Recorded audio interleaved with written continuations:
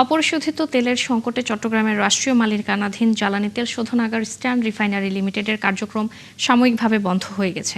এ বিষয়ে বিস্তারিত জানাতে যুক্ত হচ্ছেন সহকর্মী রাজীব বড়ুয়া।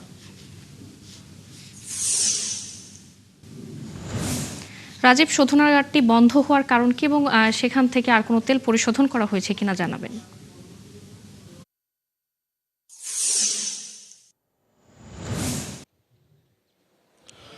ফারজানা, দেশের একমাত্র তেল পরিশোধনকারী প্রতিষ্ঠান ইস্টার্ন রিফাইনারি গতকাল রাত থেকে মূলত আসলে বন্ধ বলা যায়, যেহেতু এখানে 3টা ইউনিট আছে, তার মধ্যে 2টা ইউনিটই আসলে বন্ধ হয়েছে, একটি ইউনিট চালু আছে। আপনি জানেন যে এখানে যে অপরিশোধিত তেল সরকার আমদানি করে, সেই অপরিশোধিত তেলগুলো ইস্টার্ন রিফাইনারির মাধ্যমেই পরিশোধন করা হয় এবং এখানে diesel, petrol, octane, furnace oil এবং বিটুমিন তৈরি করা হয়। ফলে যে 2টি ইউনিট বন্ধ রয়েছে সেগুলোতে মূলত অকটেন, পেট্রোল, ডিজেল উৎপাদনকারী যে ইউনিটটি, সেই ইউনিট 2টি বন্ধ রয়েছে। তবে শুধুমাত্র যে বিটুমিন তৈরির যে ইউনিট সেটি চালু আছে এবং সেটিও আসলে প্রায় বন্ধ হওয়ার উপক্রম, কেননা গত ফেব্রুয়ারির পর থেকে কিন্তু কোনো ধরনের ক্রুড অয়েল আমদানি হয়নি এর মধ্যে। ফলে যে পরিমাণ ক্রুড অয়েল আগে থেকে ছিল সেই পরিমাণ ক্রুড অয়েল দিয়ে একদিন আসলে কাজ চলেছে।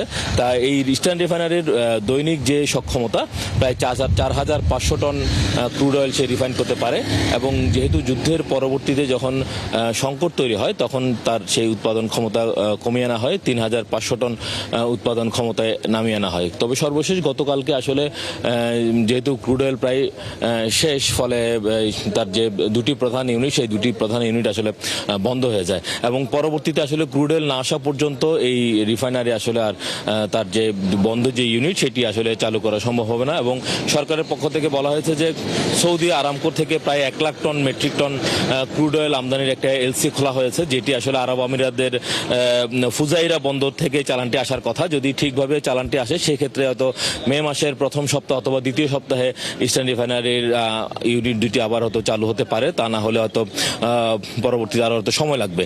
এছাড়া মালয়েশিয়া থেকে আরেকটি ক্রুড অয়েল আমদানির বিষয়ে সরকার অনুমোদন দিয়েছে এবং যদি সেখান থেকে যদি ক্রুড অয়েল আসে তো সেই ক্ষেত্রে এই রিফাইনারি চালু হবে। তবে রিফাইনারি বন্ধ হলেও পরে কিন্তু আমাদের এখানে যে পরিমাণ এখনো পর্যন্ত পরিশোধিত যে জ্বালানি তেল রয়েছে সেই জ্বালানি তেল দিয়ে কিন্তু এখনো দেশের যে চাহিদা সেটি আসলে চাহিদা মিটছে এবং সরকার কিন্তু আসলে একটু বেশি দামে এখন বিভিন্ন ধরনের পরিশোধিত তেল যা আনছে এবং গত যুদ্ধে চলাকালীন সময়ের মধ্যেও কিন্তু বেশ কিছু জাহাজ এসছে যারা ডিজেল, পেট্রোল, অকটেন নিয়ে এসেছিল এবং আপনি জানেন যে আমাদের দেশে প্রায় 65 লাখ মেট্রিক টন তেল আমদানি করে, যার 80 ভাগই আসলে পরিশোধিত তেল এবং 20% হচ্ছে ক্রুড অয়েল। ফলে এই পরবর্তীতে আসলে এই যুদ্ধের পরিস্থিতি যদি একটু শান্ত না হওয়া পর্যন্ত এবং আরামকো থেকে যে 1 লাখ টন এলসি খোলা হয়েছে সেটি না আসা পর্যন্ত কিন্তু এই ইস্টার্ন রিফাইনারি আসলে আপাতত খুলছে না।